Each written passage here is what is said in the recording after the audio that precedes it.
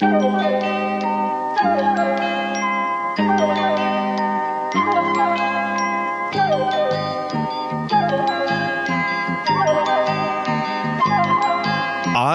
put so much work into finding good stuff to talk about all the time. You do. And we really appreciate you for it. You know, like, however, you're going out there, you're reporting the news. You're like balls and strikes. It's like, you know, it's serious stuff, you know?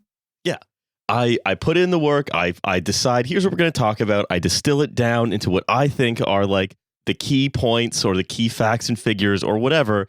And then sometimes I will have a whole document of stuff ready to talk about. And then 30 seconds before we start recording, Camp Poosh gets destroyed by a sandstorm at Coachella. I warned you about these mega projects all the time, you know, like Kourtney Kardashian's Vision 2030 is never going to come to pass now, because if you hire a bunch of like rimless glasses guys to build Camp Poosh, eventually hubris is going to catch up with you. Well, you know what the problem is? There was like a huge unemployment scandal among rimless glasses guys, and then they all had to go build Kourtney Kardashian's I went to Coachella to Poosh. find myself. No, I mean, what it is I like to think I also work hard on this podcast. We have the sort of like long call where we discuss like what's going in, and like all of the kind of information we've managed to put together, and then I love to, as you say, 30 seconds before we start airing, just text you a link to the TMZ story. Camp Poosh destroyed. Kourtney Kardashian's Camp Poosh at Coachella. Lot of consonants there. Destroyed by tornado. An adult summer camp has been ruined by God. We can only assume. I mean, either that or the I think it's entirely possible to derive from this that the IRGC have weather controlling weapons that they're using to target America's most precious people, the denizens of Camp Poosh. Our tier 1 social media idiots have been our precious operators. Yeah, Coachella seems like so much fun this year. There's a video of like Paris Hilton just like jogging around in a field full of garbage while her security guide like sort of chases after her. This is cool. So, well, if you're in Camp Poosh, mark yourself safe. Or unless unsafe. you're not. Mark yourself in danger if you're in danger. Yeah. Mark yourself Poosh. So it's at TMZ. It says chairs are flipping, fabrics are whipping. One girl reportedly had a table fall on her. So basically, like, there's like 10 people in the world who still do like real news. It's like Emiliano Molino, like bits of the FT, us, and then TMZ. Like, yeah, that's right. Because listen, just say what you like about their ethic, because they get the news. You know, they get the scoop. They do, right? Like they're. Okay, hold on. Check this out. All right, it's a version of the newsroom, and it's everyone from the newsroom, and it's like when they're talking about the Gabby Giffords shooting, and they're pressuring Jeff Daniels. Can we wait before you continue? Can we may I propose that we have some background music for this? Please. May I propose that we fade in a certain Coldplay song? And as you explain this, like, you know, the crescendo will happen. Let's go. Let's go with that. Right. All right. Let's do this. Okay. So it's Jeff Daniels in the newsroom, right? And the producers are arguing, hey, you have to report that a table fell on a girl at the Camp Poosh windstorm disaster. Caused bruising. It caused bruising. And they're like, no, that's Fox is already running with it. It's like, no, a doctor pronounces a table falling on her, not the news. We will hold on. Yeah, do you remember that episode of The Newsroom where the TMZ blogger tells the pilot on his airplane that Camp Poosh has been destroyed by a tornado? No, it's that a TMZ blogger on the airplane walks up to tell the pilot. He tries to get control of the intercom. The pilot comes down and is like, what's all this happening? And the pilot's wearing a very tasteless Native American headdress. And then the TMZ blogger just like stands and is like, sir, it is my honor to tell you that Camp Poosh has finally been destroyed. This is why I always fly Coachella Airlines, you know, to honor the sacrifices that many brave, racist white women made on 9/11. Yeah, they were the first. They were the first into the towers. Never forget. Yeah, I consider myself a first responder, you know. Yeah, because I always respond first to any video the Kardashians post. You know, I did this to myself too, right? Hmm. Hi, welcome to TF. You know about the podcast. It's the free episode. Trash Future, you're not paying us yet. You should pay us. You should subscribe to the Patreon. It's more like this than you can imagine over there. Yeah, check that out. The funny thing is, unless the schedule changes, we're doing some more real news on the Patreon this week. I think we got Robert damn Smith it. We got it the other way around. We got the the non-TMZ journalist on the bonus episode. We did the TMZ article on the free episode. Yo, we got to get Rob Smith's from the FT's take on what he would have done, on whether or not Camp Poosh had some financial irregularities. Well, I want to know about the kind of structural conditions that led to Camp Poosh, you know? And I think the FT are the people who can do the kind of like real deep dive on that, you know? Is a Camp Poosh claims to be a camp, but it's actually financed as a sovereign wealth fund. It's like, yeah, people criticizing the podcast for being like, yeah, you just read FT articles and like short sort of research things into the record. It's like, yeah, but those things are about Kourtney Kardashian's ill-fated camp adventure at Coachella. Can I tell you also, I did this to myself also. Yeah, you were reading 200 pages of Hindenburg research, like briefing on Camp Poosh. And you were like, this has got to go in. Just turns out that Nate Anderson wasn't invited and he's really mad about it. I did this to myself, which is breaking news. And that's what really hurts. Meta builds AI version of Mark Zuckerberg to interact with staff in his place. That's They've cloned him. Yeah, that's great. I mean, the metaverse is dead now officially, right? Like they've a doctor has pronounced the metaverse dead, but you know, the Mark Zuckerberg of it still lives, which is sort of a horrifying fate.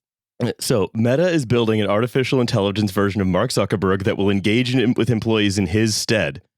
A photorealistic AI-powered 3D character that employees can interact with in real time. But we know what happens when Meta makes like fully AI clones of people is everyone just tries to fuck them. Yeah, or try to get them to like be Nazis. Is this like him trying to replace Clippy? A little Mark Zuckerberg pops up in this sort of like Roman street chudwear to be like, it looks like you're actually not using enough sort of like epic sentence structures. It looks like you're trying to build a world without Caesar. The Meta chief is personally involved in training and testing his animated AI. I know the company is called that, but the Meta chief is a way cooler that was the sort of Instagram handle of a guy who was wearing one of those racist headdresses on Instagram. I was going to say he probably did want to call himself the Meta chief, but then that was because he wanted to wear the headdress. And Meta chief, where do you think you're going? Giving Kourtney Kardashian. So giving Kourtney Kardashian a bomb back. Yeah. Oh. So they added that the character was being trained on Zuckerberg's mannerisms, tone, and publicly available statements, as well as his own recent thinking on company strategies, so that employees might feel more connected to the founder by interacting with the AI based on him. I operate an open door policy, except the open door leads to this busy box. Yeah. He says he's trying to create a CEO agent, which is interesting because it's like, as we all know, like that the AI job displacement stories are basically not entirely, but a lot of them are largely lies. Yeah, but like people are still losing their jobs, right? It's even if the reason why is confected. But I think people have heard enough sob stories about fat cats, like, construction workers or doctors, maybe they want to hear about like real human suffering CEOs, What will our brave, like Hawaii compound dwelling CEOs do? So, I wanted to read that into the record. I want to know how much of Mark Zuckerberg's day is taken up with accountability to anyone or even talking to any of his employees that he feels like he has to automate that. Well, I think it's part of what I see there is not even so much that he wants to automate talking to his employees, because I think you're right. I don't think any of that is in his day. I think rather because his mode of doing business for years now we've seen has been to try to do the Facebook thing again. Like all he knows how to do is make Facebook, and he hopes that he can, by doing the same thing, just do it with whatever the next thing is. Yeah, you don't get to 1 trillion friends without making the social network again. Without making it again and again. And so he, I think this whole push of, well, what if I make myself a CEO AI comes back down to their obsession with making AI characters you can interact with, or AI agents who you can use to replace yourself. And so I think he hopes that everybody in the company will get Otto Zuck as a coworker. Yeah, which I think would be awesome. It is kind of fun that he's getting sort of like more and more like paranoid and costed and on, like, because like if you try as like even like say you're a fairly senior like Meta employee, like you were, you know, Sheryl Sandberg or like Nick Clegg, someone like that. I feel like if you tried to ask Mark Zuckerberg a question about himself at any time, his like Navy SEAL security detail would fold both of your legs into your rib cage and then like throw you out onto the sidewalk, right? Like, and Zuck's sort of like incredibly tall hedge around his compound would get like 50 feet higher. So this idea that that this is a sort of part of his life is really funny to me. Oh yeah, I think he wants more Zuck. He just wants everyone to have more. But look, here's the thing. Those were bulletins that were handed to me by either Nova or me. What I really wanted to do, handing the right hand a bulletin fresh off the ticker tape.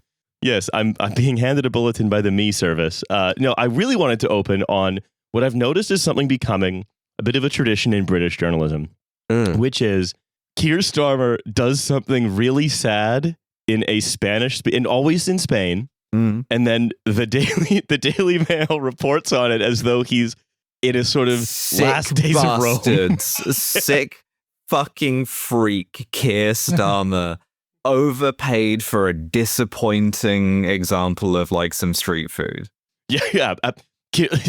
Fat cat Keir Starmer paid over £8 for what claimed to be Parmesan truffle fries.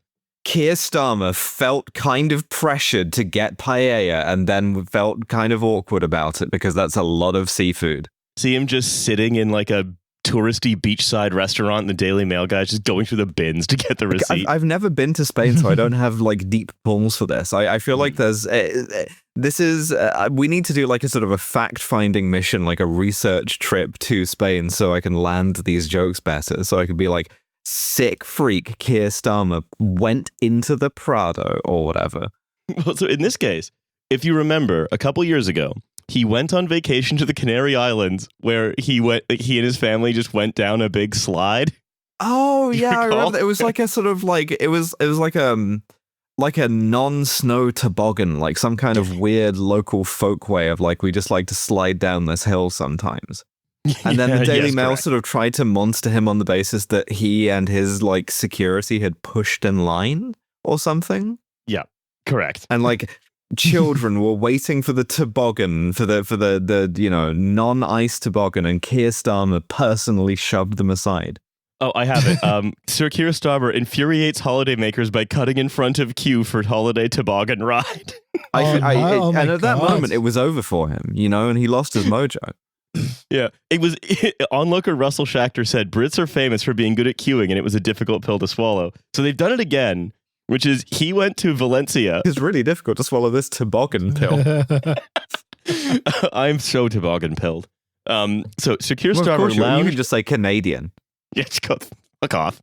I've been sitting here sort of thinking about, well, is there something like tobogging, like like, you know, you got tobogged? Did he tobog everyone like in the queue? Yeah, he refused to queue max, and now he's tobogged everyone, and now everyone's mad at him because of that.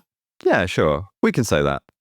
Check it out. Sir Keir Starmer lounged at a 4-star boutique hotel in Valencia as Donald Trump threatened to obliterate Iran.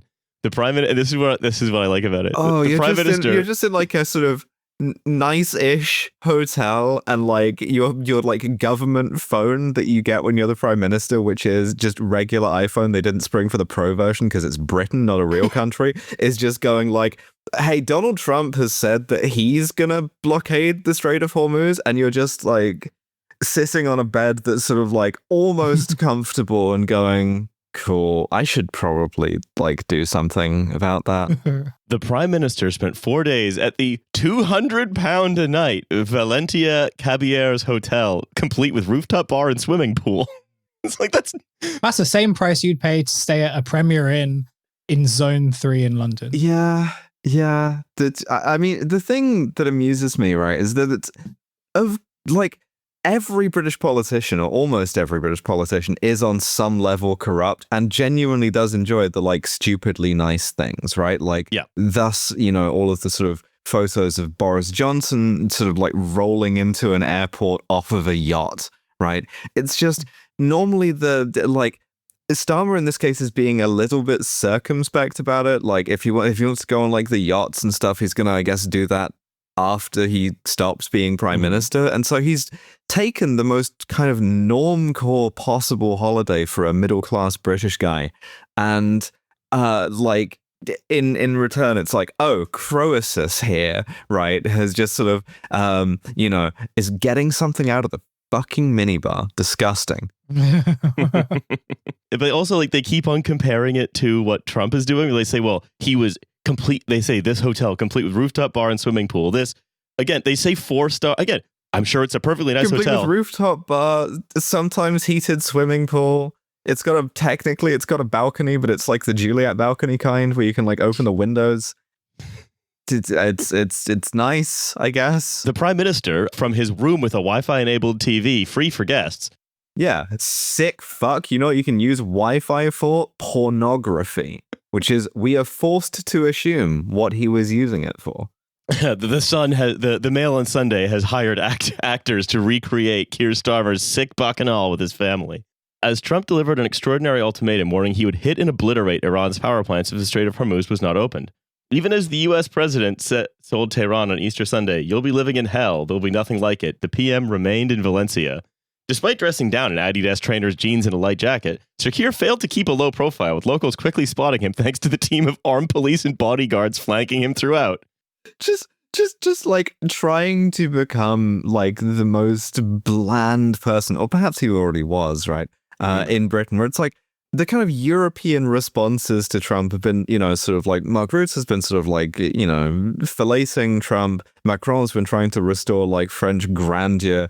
And then Starmer is just trying to like blend in with the wallpaper at like a sort of medium good hotel bar. One waiter said he served the PM cafe con leche as he sat at a sun-drenched table in the Lope de Vega cobblestone square, by trying to make it sound like, this is some... Milk in your coffee, you fucking plutocrats. And like the thing is, right, I would generally approve of this kind of bad faith muckraking from the left. And in fact, maybe that's the kind of thing that we should be doing more of, is the kind of like flagrantly like bad faith thing of being like, well, like ordinary people are suffering and here you are in Spain putting milk in your coffee, you dick, right? But like, to have, I guess, the Daily Mail purport to care about anyone else's sort of like suffering economically here, just iconic. Wonderful. Also, I love that they're like, as he sat at the sun-drenched table in the Lope de Vega cobblestone square, they're just like, just pretty good tourism ad for Valencia. Sun, you're getting like exposure to UV light, a thing that ordinary Brits are doing without 300 days of the fucking year. Oh, you're getting exposed to UV radiation, huh, Prime Minister Starmer? Well, have you ever guessed that you can get skin cancer, which will put a burden on the NHS? But I guess you didn't think about ordinary Britons, did you? Typical tax and spend labor, not accounting for who's going to pay for the photons. So I very rarely, I make a point to never grab Daily Mail comments, but I had to grab one on this. On this particular article. I've been doing my best to simulate them for you in the absence. At a troubled time like this, this is from Bealey. At a troubled time like this, Starmer should be visible, front and center, leading the nation, not holed up in some DOS house in Valencia. And then the commenter is in Thailand. Oh, beautiful. Also, DOS house would seem to imply that the hotel is not of sufficient quality for this commenter. It's like, this shames us, actually. Our country's prime minister should have like a really good hotel. He should be at the best one. Well, this was the case when, the scandal about his suits, when Lord Ali was like buying him like kind of like nice-ish suits. And there were like half the people who sort of got mad at him because they were just like, oh, look at this guy who's wearing expensive suits when people can't even afford to like by their kids' school uniforms and all that type of stuff. Like, he's so out of touch with like the everyday people. And then the other half that were just like, and they said observably very funny, which is number one, he still looks shit despite wearing like these apparently nice suits. But also, he should be wearing nicer suits. Like, our country, like, the standards of our country have gone down so much that like, he can't even sort of afford prime ministers should sort of wear Savile Row suits. Like, this is a problem with our whole political class that like, we sort of settle for mid-market off the rack garms, and not to sort of become like a menswear podcast, but like that is sort of we could true. do that. Like, we could pivot. I think we could pivot. All three of us have had menswear phases at some point in our lives. I'm going through mine at the moment, but I keep buying duds from Vinted. Like, I keep sort of thinking I've got like really good stuff, and every time I open up one of these fucking parcels, it's like it fits really weird, or like I bought this jumper or like this kind of like what looked like a thin jumper from Arcat. And it's like really thick and it kind of fits in a weird way. And it makes me sort of like look like a side cat, like a sort of background character in Dune. Jumper too thick is maybe one of the best problems to have. That's really, you're trying to like walk around and you're just like stuffed into this thing. Well, this is it. It feels like I'm in a sous vide, like I'm in a sous vide bag. It's climate change. That's not nice. Like, yeah. So I'm a very bad, like, I'm getting into my menswear phase, but I'm going through some like the thing about you, Hussein, is you experience problems that I've never had anyone else experience, and so I'm really excited to see where this journey takes you. And the key thing, the key thing though about your observation of Hussein, which is exactly correct. I think long-term listeners to this podcast will be agreeing with you. Nobody has inconveniences like this guy. Is it Hussein's inconveniences are not like the inconveniences of like princes and kings. Hussein's inconveniences are just odd. Sweater too thick is like a problem you could have had from any period since the like domestication of sheep.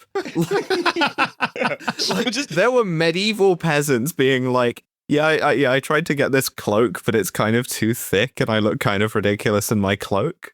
I look like a side character from La Chanson de Geste. It sticks to your body in a weird way. This is my issue, right? It's like half of it's really nice, and half of it is just like, it doesn't quite land. What's interesting to me is why Keir Starmer is so fascinated with this sort of upper middle class like Spanish life. It's like being a weeb for Spain, like he like really enjoys Almodovar movies, and he's like, I want to be in one of those. No, I sort of have an answer to it. It's very sort of like centrist dad type of thing. Like Spain it's just kind of, it depends on where you go, right? Because like, I feel like Benidorm is really having a sort of strange revival at the moment. I'm seeing a lot of like Benidorm posts on my like For You page, despite having not searched any of it. And a lot of like you're searching like sweater to wine. Yeah, like, what sweater thinning how, and it's just serving you like page after page of Benidorm. Benidorm, yeah. But depending on, in Valencia, I think is like a really interesting place because it's like, it is kind of like Spanish enough to sort of be a little bit different, a little bit interesting. But it's familiar enough to not be threatening. Oh, like right? Alec Baldwin's wife. Yeah, sure. Yeah, like that's a good approach to it. I went to Valencia like a few years ago. And like it definitely was that thing where it's just like, oh, this is kind of like, it's foreign enough to make me sort of interested in like architecture and the museums and surroundings and everything. But it's also familiar enough that I'm not like, I feel like I'm out of my depth. And there were a lot of like just kind of dads with their kids and stuff, and it's a type of, and having been on only one of these types of vacations with my baby, like I like going there as like like a sort of parent, I think is you want to be sort of left alone, and you want to have certain types of nice things, but you don't want to like overindulge. And I think Valencia is supposed to sort of represent that. But because Keir and I sort of have a very similar situation of like, we're both oafs in sort of like benign and mundane ways. He's like trying to chill out, drinking kind of like milky coffee. And there's some sort of like scrawny dweeby Daily Mail hack, like hiding behind a bush, asking him, shouting at him, like, do you think having woke milk is appropriate? Yeah, how do you afford that con leche? Yeah. Why are you wearing a jumper that's too thick for you? It's hot out here. He's trying to like cover the lens, but he can't get his arm up easily. Yeah. And Keir's sort of saying like, I'll have you know that it's actually a very nice piece from Arcat. The jumper's getting thicker and thicker in my mind until it's like a sort of like a Michelin Man type situation. Like I bought a puffer jacket I'm wearing a jumper. 26 degrees wearing the puffer jacket. That was it. Yeah. Oh, I've just realized now that I've actually bought I've actually bought a woolen gilet that has that looks like a puffer jacket. It's so bulky that like zips disappeared into the sort of like down. I could imagine you and Keir Starmer. Keir Starmer, I think, might be the only other person who has some of your exact problems. It's like, I appear to have purchased a woolen gilet. I thought it was a nice piece from Arcade. Yeah, well, look, this is it. If he wasn't like if he was just like a normal guy, I feel like we would sort of get on in the sense of we would both complain about like stuff like two-factor verification being annoying, or the fact that like we're sort of constantly getting sort of like minorly scammed on Vinted. But it's okay. Have you seen the video of him playing five-a-side, where he just sort of like lumbers a little bit and then gets out of breath and every ball goes past him while he just kind of watches it and gets more and more depressed? That's so real. I think his football videos are so funny because like the Labour Party, like whoever does their PR for them, they use it a lot to sort of be like, oh, here's a normal guy who like loves playing five-a-side. And they use this one sort of clip of him where he like scores, where it's implied that he scores a goal. But like the way that he kicks is just so like awkward. And as you mentioned, like it's very stiff and very awkward. And it's like a child kicking a football, right? Like the way that his leg moves. And they keep using it as like trying to sort of signal that, no, he's a cool guy. He's a cool, relatable guy. And it's just like, please stop using this clip. Like, it's a humiliation ritual. All right, look, I having actually done probably a better exploration of Keir Starmer's psyche than any other piece of mainstream media. I got a whole other one if you want it. If you want to really fuck up the thing, did you see the Guardian article today? The comment is free one where they got their cartoonist to accuse him of being Chinese. What? We're not familiar with this. Okay, let's fucking go. So apparently, when he went to China, right? I have the whole like just Sam Altman, like 20,000 word. Yeah. Sam Altman. No. Fuck that. Listen, the Guardian. In the UK, Keir Starmer has few fans. I learned that in China, it's a very different story. So the deal is that while he went to China, he went to a restaurant and ordered the same meal twice, like 2 consecutive days, which is, again, in perfect Mandarin.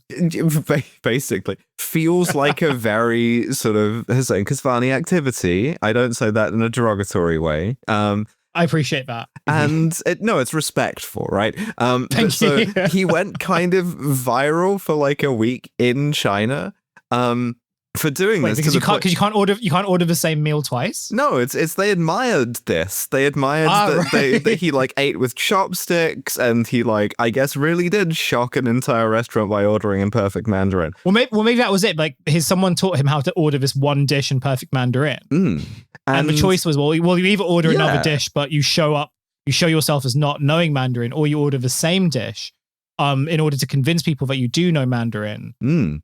But that means you have to eat the same dish twice. But so now you can get, like, at this restaurant, the Keir Starmer set menu, right? Like, the thing that the meal's so nice that Keir Starmer ordered it on 2 days. That feels like a kind of nightmare, right? But in particular... Do we know what was in the meal? Or do we know what the meal Yeah. Let me see if I can find it. It's like sort of mushroom heavy, I believe. Oh, well, when the Telegraph covered it, they were like, this restaurant sometimes cooks using hallucinogenic mushrooms. Again, as though he's at a bacchanal. Cool. Yeah. But so this guy, Ralston in The Guardian, writes, I suspect most of what he's speaking here of the Chinese, right? In one regard, at least, it worked. The Chinese loved him. They loved that he ate with chopsticks. They loved that he said thank you in Chinese. They loved that he came to this particular restaurant twice and ordered exactly the same things off the menu all over again. And I suspect most of all, they loved him just for being there, while recognizing in him one of their own, a modest bureaucrat interested in calm, order, and obedience. So, Keir Starmer Chinese, if you're racist enough, I guess? Yeah, He's going for a very Chinese period of his life. I envy that. He's having a Chinese period of his life assigned to him by another white guy on the basis that... And listen, there are non-racist ways to make a similar observation that there are certain aesthetic similarities between the Communist Party of China and the Labour Party, in that it's a kind of like nondescript older guy in a red tie and a dark suit who performs competence, sure. I don't know that I would generalize that to the Chinese as a phrase, you know, but the Guardian did. So yeah, cool, fantastic. It's one thing that is funny is that it is amusing that this very boring, and again, I don't want to confuse boring, like spiritually dull, with somehow like, you know, let's say inoffensive, right? This is a supremely offensive man. Yeah. But he's spiritually very dull. He's spiritually very boring. Still is unable to take one step outside of his house without like the media descending on him, being like, oh yeah, well that's a really Chinese way to be. You ever thought about that? You're gonna get coffee with milk, you fucking plutocrat. Oh, staying at a 4-star hotel. What? 5-star not good enough for you? The weird sort of like attempts to land a glove on the most like sort of visibly punchy man in existence are getting so weird and racist that now it's like he ordered cafe con leche Chinesely. Oh my God. That's the thing. No one really understands, I think, what makes him a strange character. Like, they look at all the wrong stuff. It's this. It's all this. I mean, that's because the people who are sort of doing it are also incredibly strange characters, right? Like, I feel like you need to have some sort of...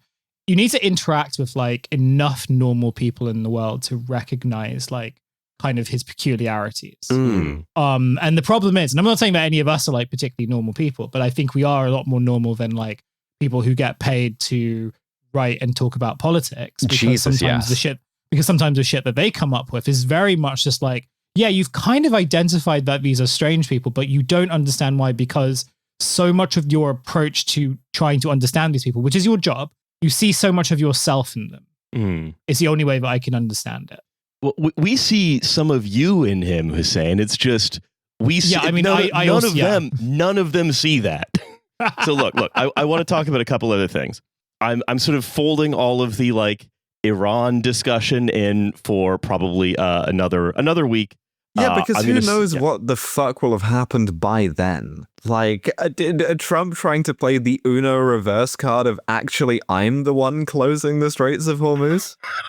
It's like they're playing a really they're playing a game of tug of war, and they look behind with closing the Straits of Hormuz, and then like the Iranians look behind them, and there's Trump on the same side. JD Vance's like international tour of fumbles, where he manages to like fuck up the peace talks, and then on the way back get Orban kicked out of power in Hungary for like after 16 years. He's the American Liz Truss, I swear to God. He's incredible. Yeah, but the one thing I did want to mention on the Iran subject is, again, the British angle, which is, as this is proving to be another clusterfuck, we're getting a little bit of a kind of Polyev effect, where suddenly people whose main the main thing they were advertising to voters is, hey, you like Trump, I like Trump, I chill with Trump, I'm friends with Trump, we're going to do Trump stuff here, I love Trump.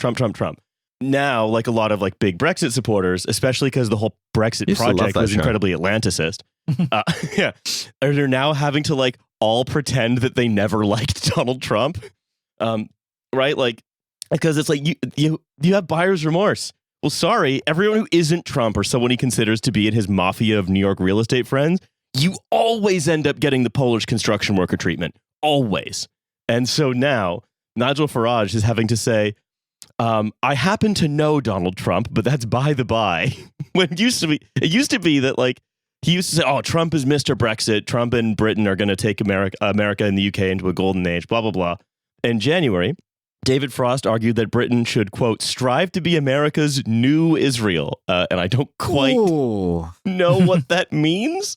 Just like, how? What do we, like... dial the colonialism back up in Ireland? Like, yeah, like should we dig up Cromwell? Like, what the fuck are you talking about? But this week, then, he said that Trump's actions have made the EU seem to many to be, quote, the only refuge from our wayward ally. Farage went on to say he was quite shocked by Trump's threat to wipe out all of Iranian civilization and condemned the president's remarks as, quote, too far. I think is a very funny bit of understatement. Yeah, I mean, he's like, because like, you think it's been a humiliation watching Starmer play licks baseball to Trump. Imagine it with Farage, you know? Like, the man you could pay 50 quid to do the like big chungus thing, like, is gonna be our sort of like refuge of dignity. Oh boy, yeah. And now he's like, oh no, everyone doesn't like, I never liked him either. I only barely know him. Even though like, my other guy said. Yeah, we went to different schools, I promise. Yeah. Here's my favorite one, though. My absolute favorite one of these. Because this is from a rundown in the FT. Libertarian British-Russian podcaster Konstantin Kisin of the Trigonometry Show. Yes! Friend of the show, Konstantin Kisin. Has said in 2024 that he thought Trump would, quote, do a better job in the Middle East than Biden. After the U.S.-Israeli attack on Iran led to the blockage of the Strait of Hormuz, Kisin concluded, for all our desire for there to have been a plan, all signs are that there was no plan. That's fucking right. The situation has developed not necessarily to our advantage. I'm feasting on the buyer's remorse. Like, this is beautiful to me, and I know that consequences aren't real for any of these people, and I know that they'll just pick themselves up and dust themselves off and act like that they will have always been against this, right? But like, it's just in the moment, it's magical.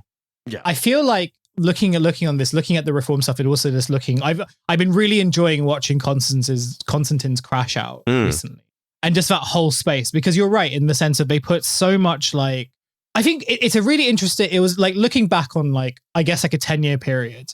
These are people who sort of recognize that they could kind of jump on like sort of an anti-woke sentiment. I don't really like using that term, but I'm not sure how to describe it. And they could like make money off it. Like early episodes of Batfuckers podcast was so fucking cynical in terms of like, and so obvious in terms of what they were actually doing.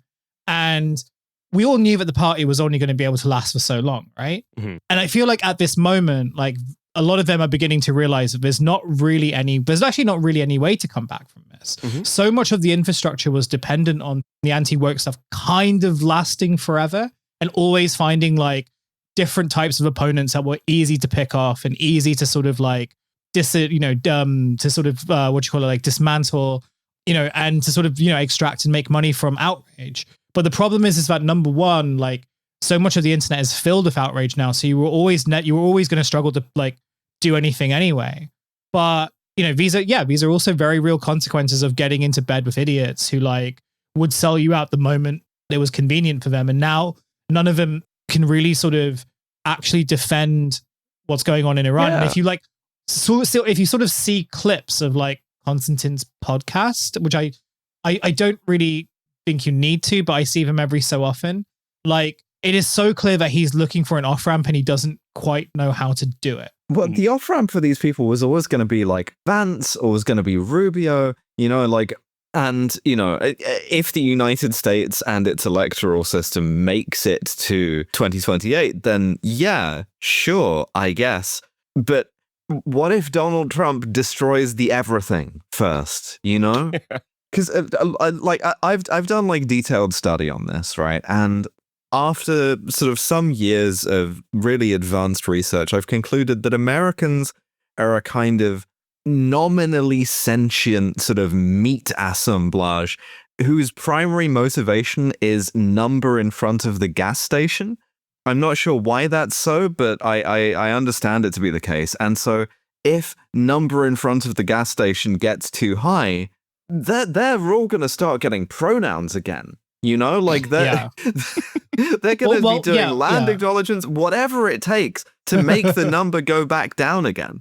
They're all converting to sheep. Well, this is it. Like the whole, because like the number in front of the gas station determines your life, right? It determines whether you like get to have your like lovely short 2-hour commute each way to work or not, right? This is another thing that comes up in my For You page in really weird circumstances. I'm sorry I talk about so much of it, but it is literally like my way of like seeing the world right now in my current situation. And like there's this one American like content creator that I'm sort of obsessed with because it's like he's like a real insight into like what American life is like. I don't know what his name is, but he's like this 5'5" guy who drives a big truck. And every morning he has this big flag in his garage, and him and his kids do the Pledge of Allegiance to this flag every day. And then and he just does these like day in the life videos, and I find it so fascinating because it's just like you do your pledge, you eat meat for breakfast, you drive 2 hours each way to your job, you live off energy drinks, you go to like this weird road stop midway between his commute where he buys like elk steak, and then he also goes to the gun store. He does that every single day, right?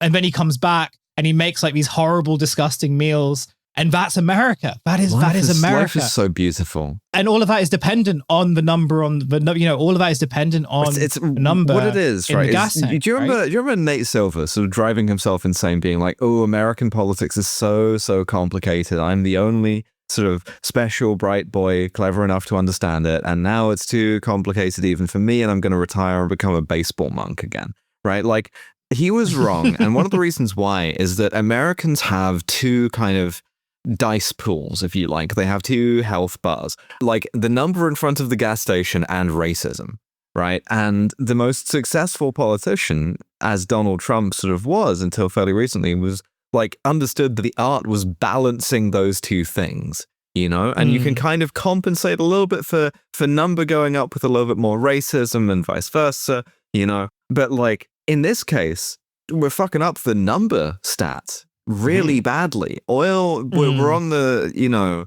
road to what, $200 a barrel now, which is fantastic. I mean, sort of in some ways, shout out to Donald Trump for inadvertently and as a sort of like second order effect, decarbonizing the planet. Yeah, I have it written down. At least the U.S., Iran, and Greenpeace can all agree on one thing: no oil should transit the Strait of Hormuz, and therefore it should never be used ever. I'm gonna live in the Nogadad. People love to lie about degrowth. They say it's about having a worse life. It's not. You have less. You buy less. Very smart. Klaus Schwab said in the World Economic Forum, Klaus Schwab, a very smart man. He said you'll own nothing and be happy. So look. I mean, I'm also very excited for like Americans to invent the 15-minute city from first principles, right? Yeah. So yeah. I can't wait for them to get as mad at it. I think they are mad at it over there, but it's not quite as, they're not as mad at it as they are about it over here. But look, it's a good thing we don't have any kind of like petrol psychos in this country. No, never. No, well, let me tell you. Oh, it seems that we have guys who try to pay at gas stations with commemorative coins. Weirdly, because they're slightly more exposed to this, it is presently kicking off in Ireland over this. Where you have another example of that European farmers ready to mobilize on the worst political cause you've ever heard of in your life tweets. As you have these kind of like motorway blocking sort of like go slow protests over fuel prices, which it's like their version of the Gilets Jaunes, right? Yeah, burn a lot of petrol in order to protest how expensive the petrol is. It's so smart. It's so good. I think so. I think this is a sustainable thing to build our economy on. I would love to talk to you both about a certain quote unquote incendiary article in the New Yorker about Sam Altman that he now blames. Yeah. Mm-hmm. He blamed. So his house was recently Molotoved by someone who I assume like knew where the spawn point was and then just like threw. It was Molotoved by a guy who looked alarmingly like him, but this is San Francisco, so that doesn't narrow it down at all. And then it was shot at by another guy who I don't know, but can only assume also looks a lot like him. It was Molotoved by a very handsome Ukrainian. Yeah, what was up with that? I guess we'll find out in several years, or never. Yeah, so basically, this is a long article, so I'm skipping loads of it, especially the bits they focus on the blip, which is what everyone at OpenAI refers to as the period where Sam Altman and Greg Brockman were briefly fired. Yeah, yes. the bit where Claude started like playing Swan Lake. That's fucking anthropic. The bit where ChatGPT started playing Swan Lake. Also, the thing about this is Sam Altman is, as you say, now claiming this article, which is, I would say, mild, is an attempt to get him assassinated. It's a very common thing in the conservative media ecosystem, which is like, and among British politicians, in fact, as well, which is, your comments about me actually have murdered me 12 times. Do you remember Elon Musk and the plane sort of doxing coordinates? You know, like all of these people worry, maybe not enough, but they worry about being assassinated. And here's the thing. If Sam Altman were assassinated tomorrow, I would laugh and laugh and laugh. Yes, it would be very funny. I think it would be unlikely for the person doing it to have been going, yes, sir, Ronan Farrow, I understand. I will kill Sam Altman now because of you. Well, of course it would be Ronan Farrow because he inherited Sinatra's hypnotic power, you know? Or what if it was another article that just activated a Manchurian candidate phrase like, Keir Starmer is Chinese, gets up, I must kill Sam Altman. Chinese coffee con leche with Keir Starmer, and you just get up and walk to the car. Dead-eyed, pouring petrol into a bottle. No, so that's what they told Sirhan B. Sirhan is like Chinese cafe con leche with Keir Starmer. Didn't understand what it meant back then. Yeah, got up and left. So basically, they interview everyone who's ever met or worked with Sam, and they come up with a pretty consistent story about him.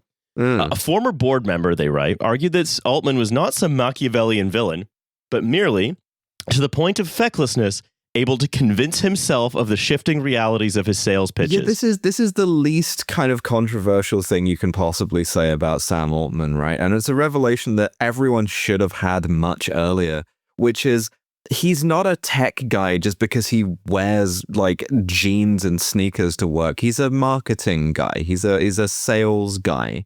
He is Lyle Lanley from the Simpsons monorail episode. Yeah, and he is, that sales pitch has basically fooled more or less everybody for about 5 to 9 years. Everybody's so fucking stupid. So he's too caught up in his own self-belief, she said. So he does things that, if you live in the real world, make no sense, but he doesn't live in the real world. Another board member told us, he's unconstrained by truth. He has 2 traits that are almost never seen in the same person.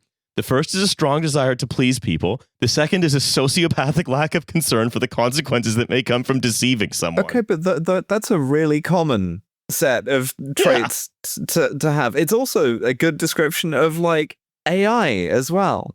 You know what I'm going to do? I'm just going to read the last paragraph I have here because I think it's really important that we get it. Not all the tendencies that make chatbots dangerous are glitches. Some are byproducts of how systems are built. Large language models are trained on human feedback, and humans tend to prefer agreeable responses. As models have grown more complex, some hallucinate with more persuasive fabrications. And in 2023, shortly before his firing and rehiring, OpenAI did fire and rehire to Sam Altman to reduce his benefits. Altman argued that allowing for some falsehoods can confer advantages, saying, if you just do the naive thing and say, never say anything you're not 100% sure about, you can get a model to do that, but it won't have that AI magic that people like so much. It won't be a goddamn pitch, man. You know? Yeah, it won't advertise itself. People won't get hooked on it. I mean, it's the same thinking as Zuckerberg. It's just Zuckerberg doesn't understand the world that he's living in now. It's just the Zuckerberg thing again. The material conditions, would you believe it, replicate themselves. The sort of capitalist society builds a capitalist AI, which of course lies to you and of course can't feel bad about it. And it empowers the person who is most similar to that product. Just as like Mark Zuckerberg was very similar in many ways to like the way Facebook worked. It was relentless. It was reckless. It did and it was all about getting more eyeballs on it, right? And with AI, the chatbots, like it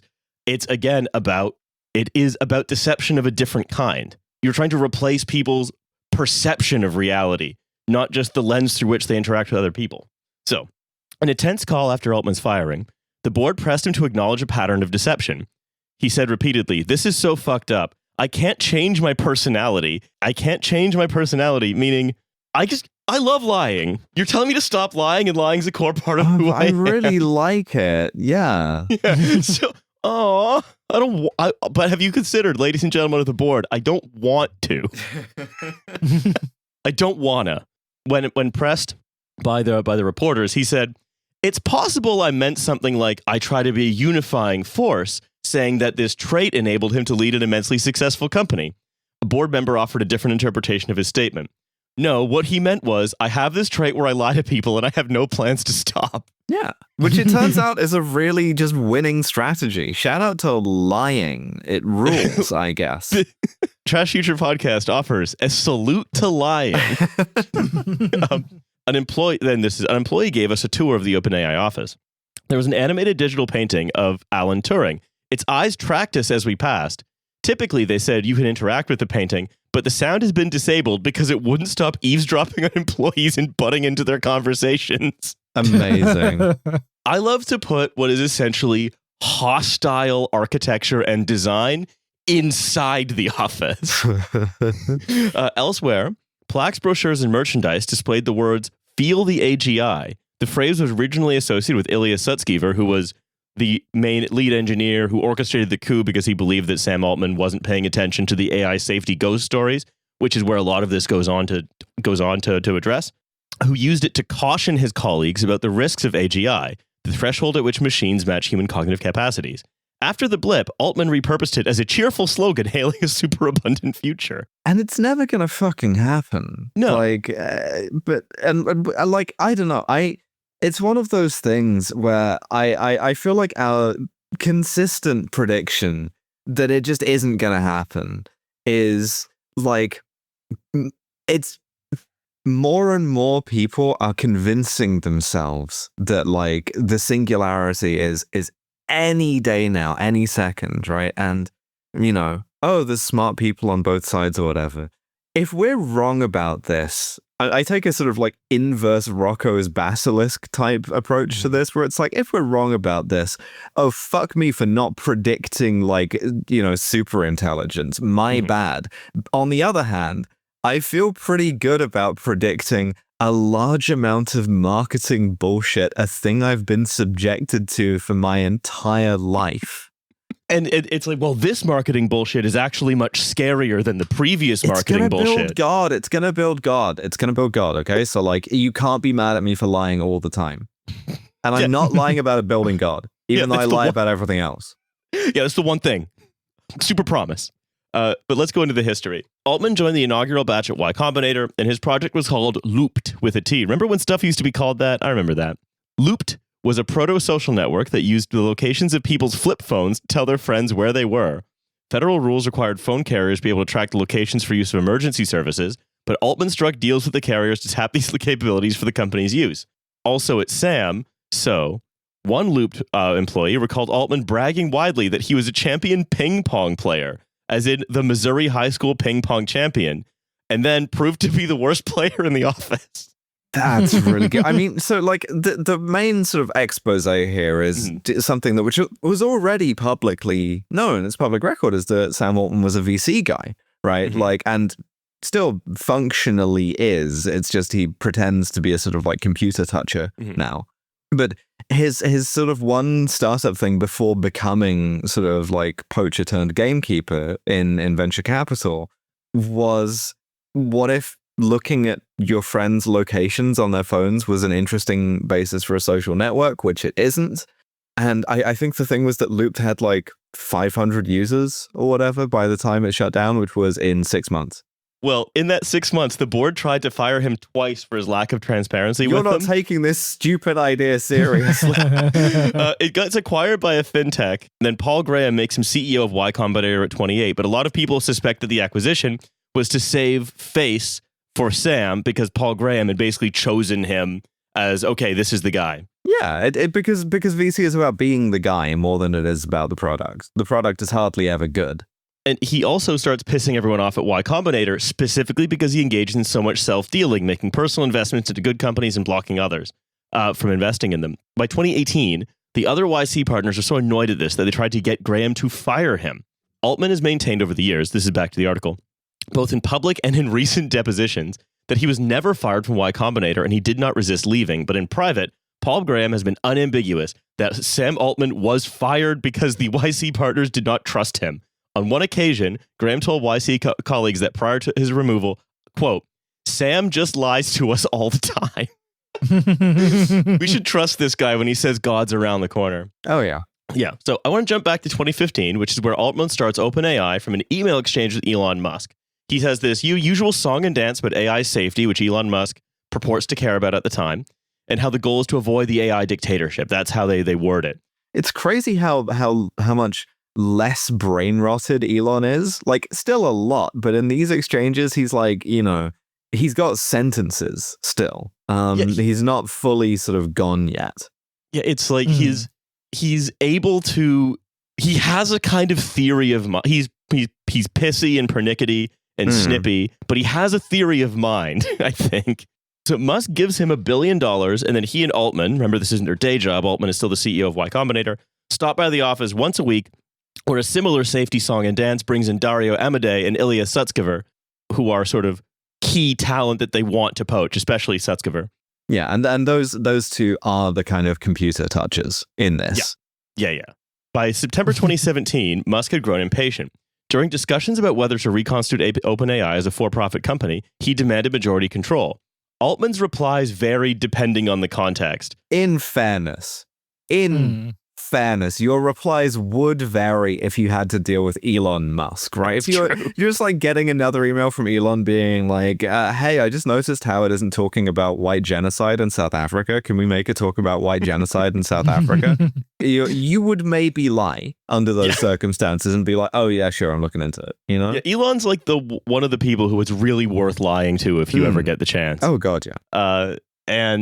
But with this one, I think this is something you pointed out to me the other day, Nova. It's something I've not been able to stop thinking about is one of the few people who consistently has seen Sam Altman for the gigantic liar that he is and was taken by him once for $1 billion in 2015 and then is like never again, is Elon Musk.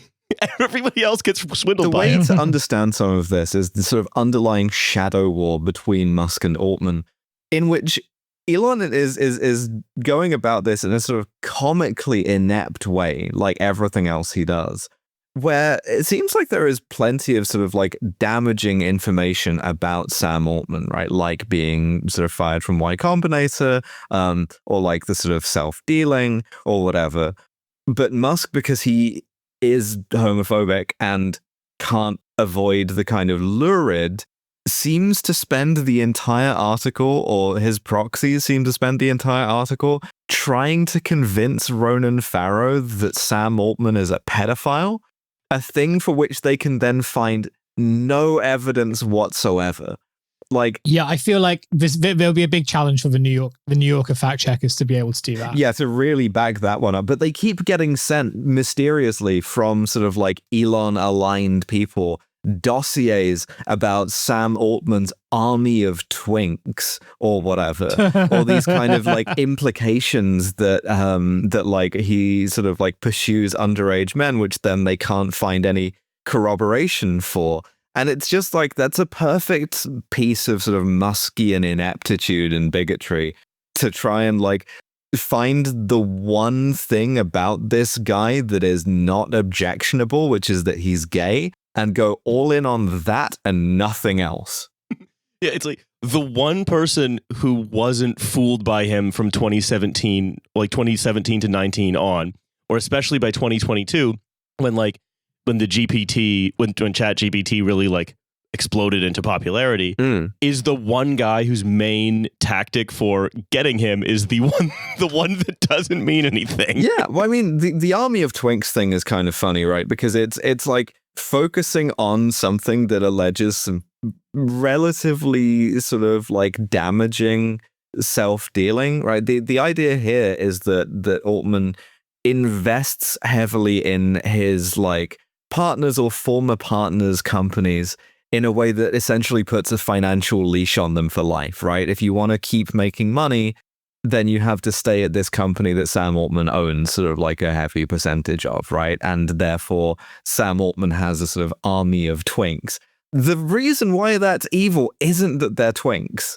Like, they could be any type of person that you're dating or had been dating, right? Which is And again, it's weird that it's Elon Musk trying to disseminate that. Elon Musk, who has question mark number of children with question mark number of women, you know? Like, but it's so strange to be like, and the thing about Sam Altman that's really, you know, he's finished because twinks.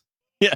Did you know that he's gay? It's like, God yeah, damn it. Kind of. Why is it that the one powerful person who hates him happens to be also the biggest idiot? It's so annoying.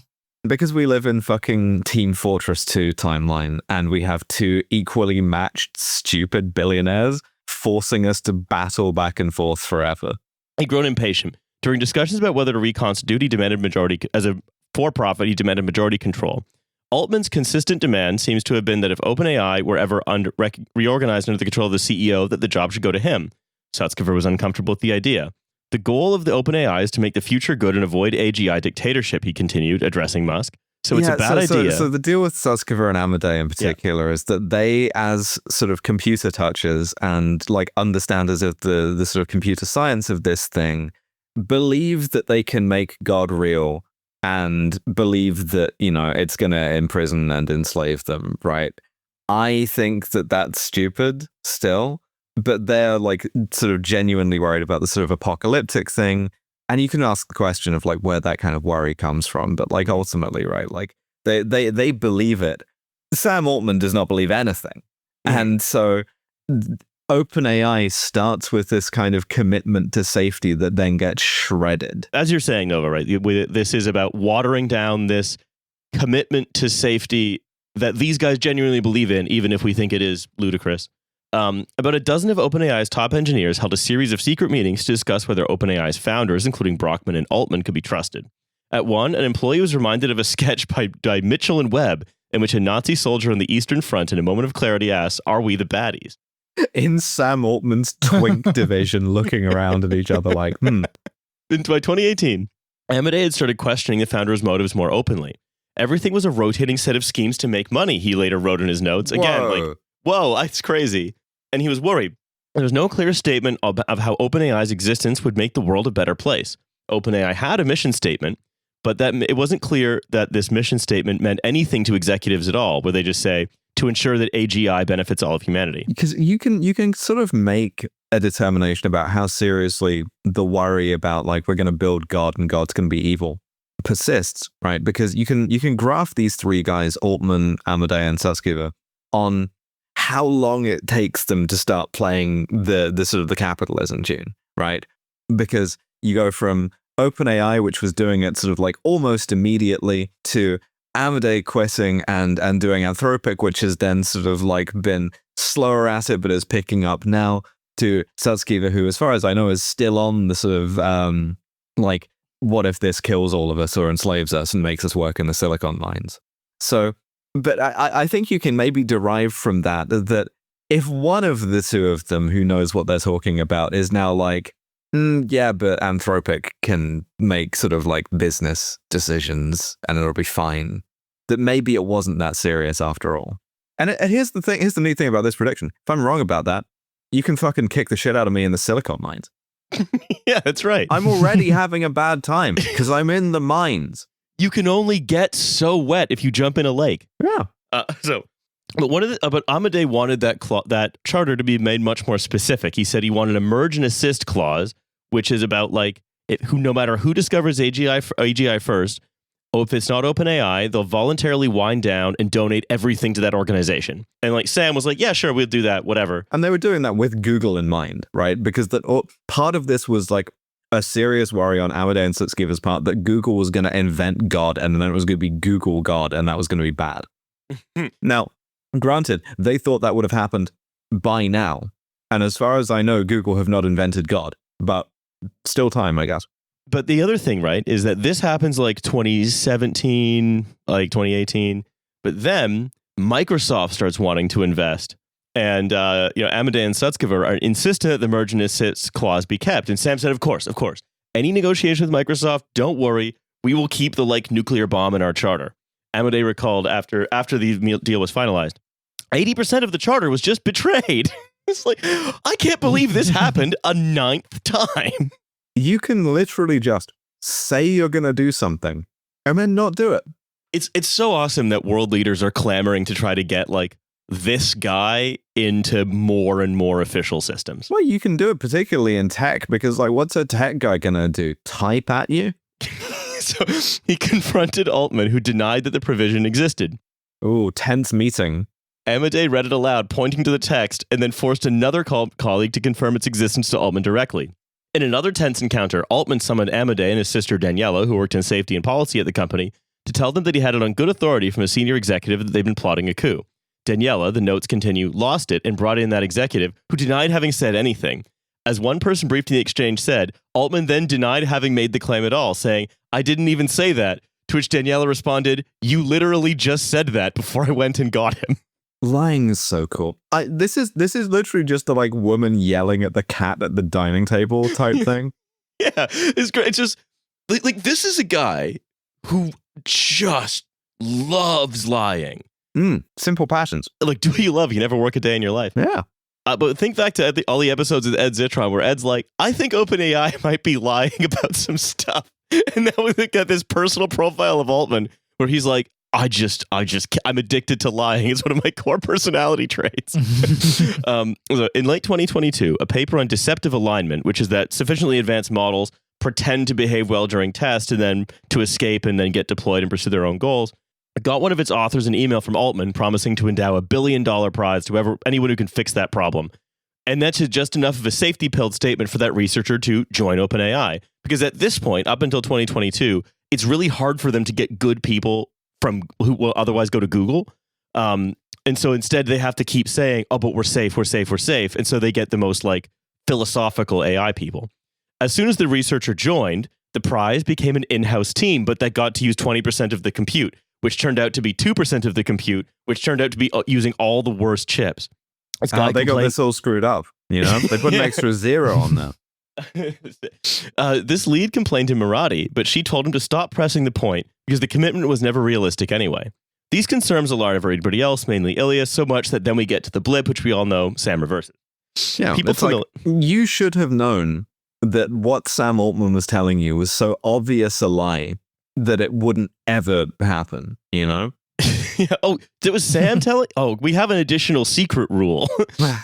One of Altman's batmates at the first YC cohort was, and this is weird, I didn't know this, Aaron Swartz, New Yorker refers to as a brilliant but troubled coder who died by suicide in 2013 and is now remembered in many tech circles as something of a sage. Notably, the article does not say why Aaron Swartz killed himself. It was because he was basically pressured into it by one of the companies that owns fucking JSTOR because he released a bunch of academic papers for free. Yeah, he was functionally murdered. Yeah. Not long before his death, Swartz expressed concerns about Altman to several friends, saying, "You need to understand that Sam can never be trusted. He is a sociopath who would do anything." Oh my God, the dodgeball of prophecy with your last effort on this earth. Yeah, this is like, by the way, don't trust this guy. Anyway, off to go try to make information free. It's like sort of Bavarian infantryman in the trenches, just about to get hit by a shell, and the last thing he says is, "I got a bad feeling about that Hitler guy. Don't promote that Hitler guy." So, multiple senior executives at Microsoft said the company's relationship with Altman has become fraught. Quote, "He's misrepresented, distorted, renegotiated, and reneged on agreements." The senior executive at Microsoft then went on to say of Altman, "I think there's a small but real chance he will eventually be remembered as a Bernie Madoff or Sam Bankman-Fried level scammer." Why? Okay. Why specifically do AI things contain this volume of lying? Because I know all business contains and is largely about lying, right? But like, for some reason, all of the normal laws of business seem to go out of the window whenever AI gets involved. It's almost as if the technology itself kind of can't bear the scrutiny of like normal like business structures and guardrails. What's up with that? It's almost like you could imagine that like there is some kind of historical force that was at play in both like, and it's been worming its way forward for a very long time, which is in play, for example, with the Juicero, right? It's just that level of, you know, lying and deception and self-deception or WeWork. It was that capacity to simply lie about everything and not do anything.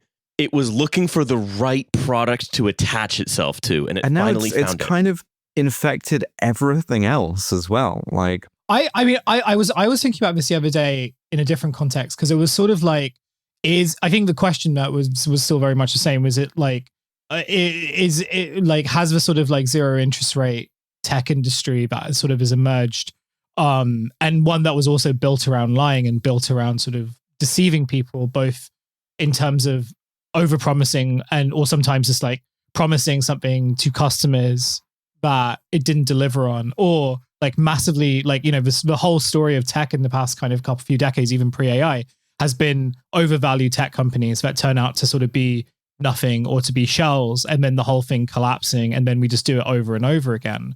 But also, like, you know, this stuff doesn't exist in a vacuum. We also kind of live in a socio-political system which really kind of, you know, we have a high, I think the whole point, the thing I'm trying to get to is that we have had a tolerance of lying and people with power lying to people for a long time and basically getting away with it. It's all Richard Nixon's fault. Or Karl Rove's fault. I mean, yeah, like, you know, there is a long tail in this, and it's just sort of like, well, okay, if you are like if you have people with power in a democratic system where, like, in theory, you should be able to sort of like, if someone was to lie, they would be like punished, right? They would at least kind of like be removed of any ability to wield that power. But instead, we created a system in which, like, there are lots of incentives to kind of lie and to maintain those lies and to extend those lies. And so if they exist in politics, why shouldn't they exist in business? Why shouldn't they exist in technology? And, like, you know, here we get to this point where we have an entire system that is promising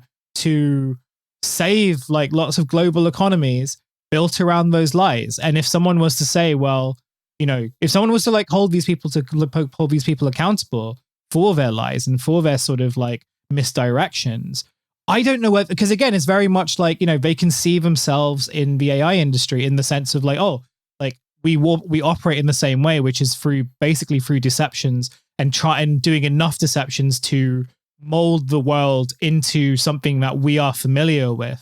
And, you know, in spite of all the contradictions kind of coming into play that continue to undermine that. And, like, you know, I think this moment of time in particular where the sort of Western power structure has had to really kind of confront the lies that it has told itself, and people having real problems with that, or even just like, you know, thinking about Israel and, you know, all the stuff that it's doing around the world, and like political forces really struggling to reconcile the idea that, you know, the whole worldview around like what they believed Israel to be or what it should represent. Like, I think it's this the point I'm trying to get to is that there are lies upon lies upon lies upon lies. And that is how the whole system is built, right? And if you if you sort of if you sort of like take off some of it, the rest have to fall as well. And I think that there is like so much investment in maintaining this system of lies that, like, you know, you have people who sort of broadly benefit from doing it regardless. And then you have someone like Sam Altman who is built around those lies. And ironically, like, this is his time. Like, this is the moment in which he really thrives. It's one where the lies are sort of covering up the other lies. I don't know if that makes any sense or if that's conspiratorial. What we're talking about is impunity. Sam Altman thrives at a time of greater and greater and greater elite impunity. That's really what it is.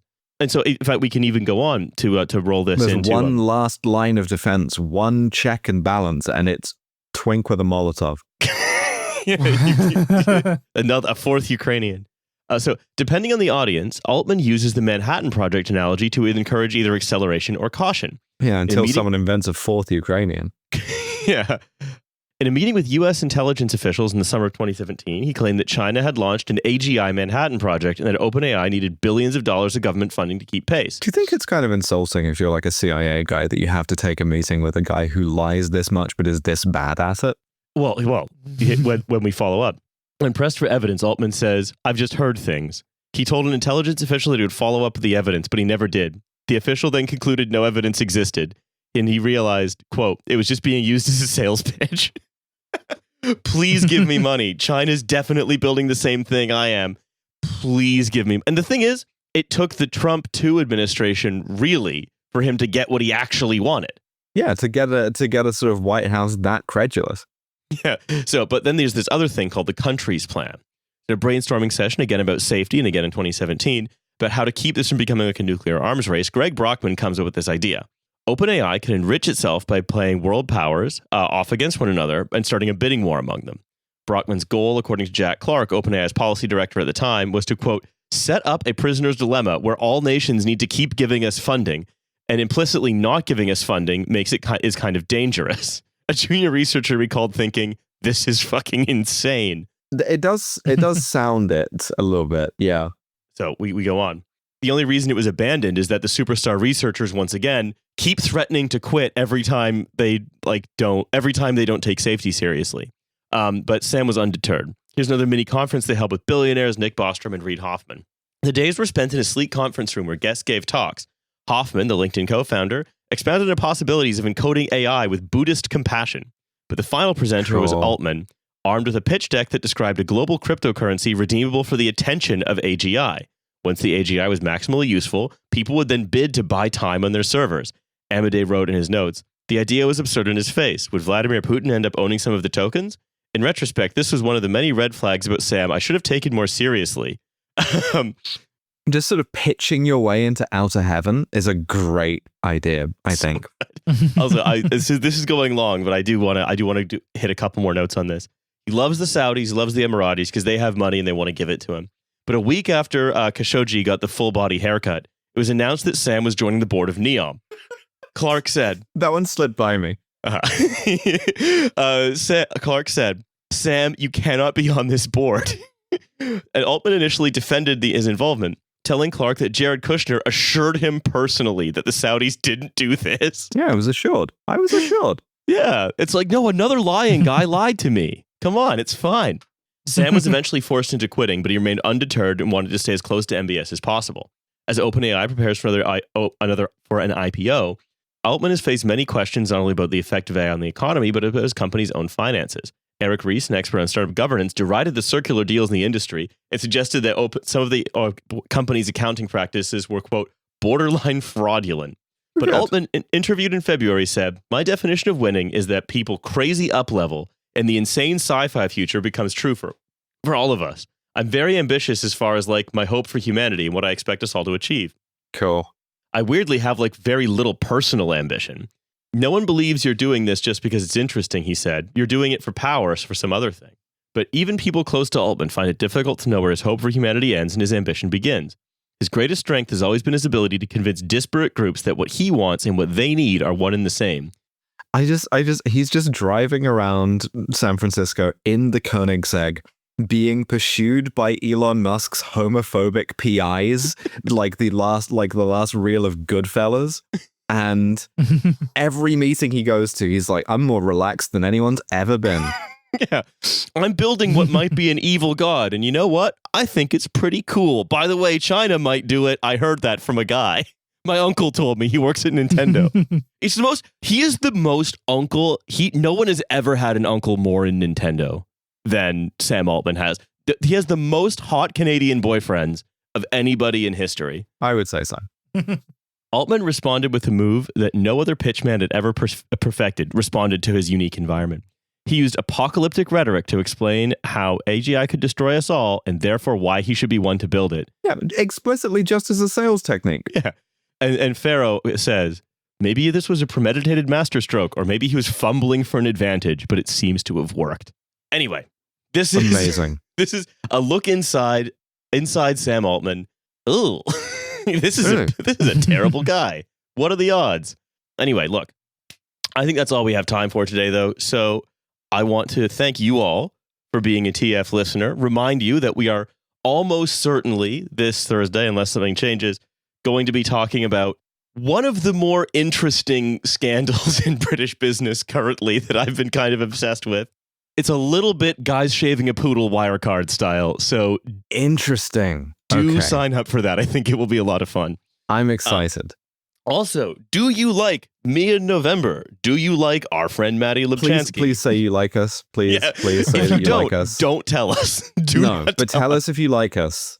Yeah, we would like to know that, but not that you don't like us. Yes, we are doing a live show of our other project, No Gods, No Mayors.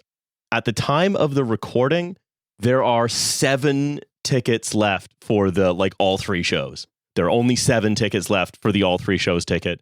and we've released a special Sunday ticket, so you can check that out as well.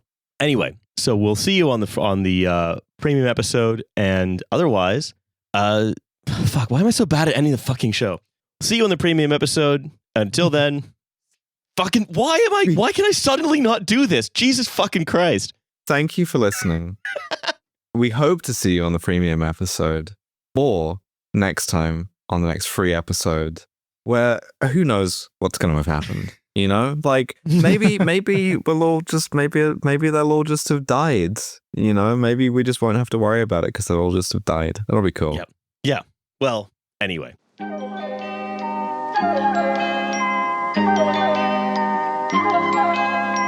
Thank you.